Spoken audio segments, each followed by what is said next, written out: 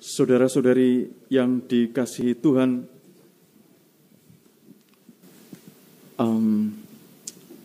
pernahkah Anda sekalian mengalami rasanya dikasihi? Rasanya dikasihi itu seperti orang yang penting. Dikasihi itu seperti orang merasa diterima. Dikasihi itu menyenangkan dan membahagiakan. Dikasihi itu seperti itu. Lalu, pernahkah Anda berusaha untuk dikasihi Tuhan? Bagaimana cara kita berusaha untuk dikasihi Tuhan? Mungkin saya supaya dikasihi Tuhan itu kalau saya punya kepentingan, misalnya saya sedang membutuhkan sedang ada yang sakit misalnya. Rasanya dikasihi Tuhan itu, supaya dikasihi Tuhan itu saya akan berdoa ke sana kemari supaya bisa merasakan dikasihi Tuhan. Saya berusaha untuk bagaimana supaya merasa dikasihi Tuhan.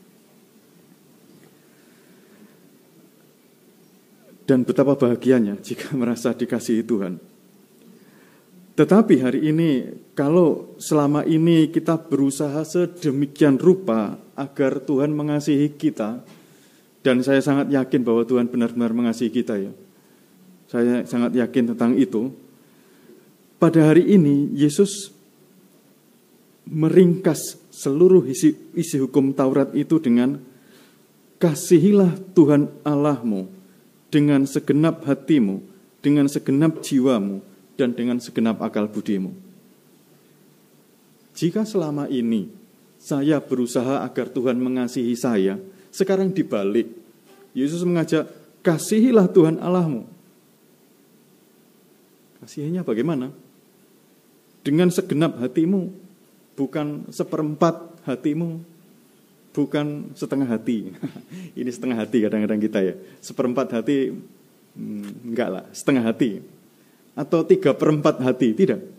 Tapi dengan segenap hati. Hati itu pusat, kalau di dalam kitab suci, pusat keinginan ini. Pusat kehendak. Dengan segenap jiwa. Sepenuh jiwa ini, segenap jiwa.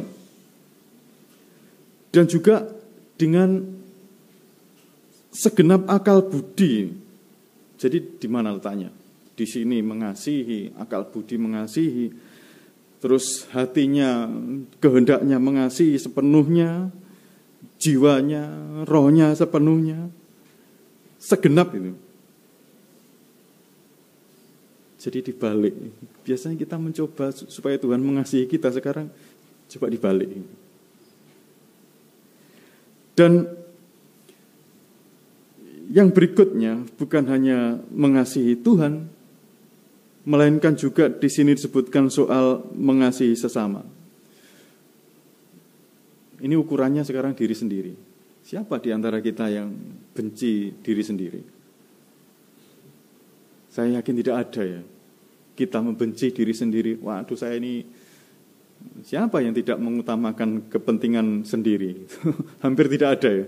Orang itu yang pertama dipikirkan biasanya, misalnya kalau tidur, itu pasti, wah ini kok panas misalnya gitu. Pasti kipas angin dinyalakan itu. Supaya ya orang mencintai dirinya kan begitu ya. Atau kalau nggak ada kipas angin, AC gitu. Kalau nggak ada AC ya ini aja kipas-kipas ini. Berusaha untuk mengasihi diri sendiri gitu. Dan orang normalnya begitu. Dan sekarang Yesus mengajak ini, kasihilah sesama manusia seperti dirimu sendiri. Wah, ini pekerjaan yang cukup berat ya Bapak Ibu, saudara-saudari. Mengasihi sesama seperti diri sendiri ini cukup berat. Ya, kalau orangnya menyenangkan, itu mudah untuk dilakukan.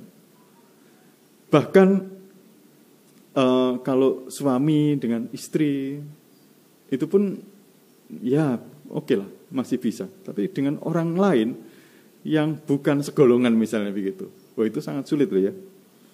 Apalagi orang sing boncekno gitu. Wah, bagaimana itu? Itu sulitnya lebih lagi itu. Jadi hari ini Tuhan Yesus menunjukkan dua hal ini. Jadi dia meringkas hukum Taurat itu ada 613 hukum.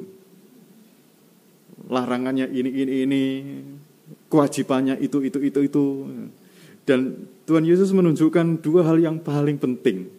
Yang paling penting dari semuanya itu ya ini. Dan Bapak Ibu Saudara-saudari, saya percaya jika orang hidup dalam kasih semacam ini adalah orang-orang yang paling bahagia.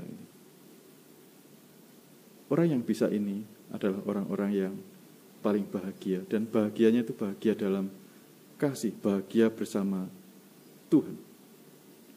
Dan mudah-mudahan kita dianugerahi kekuatan untuk memiliki ini semuanya. Amin.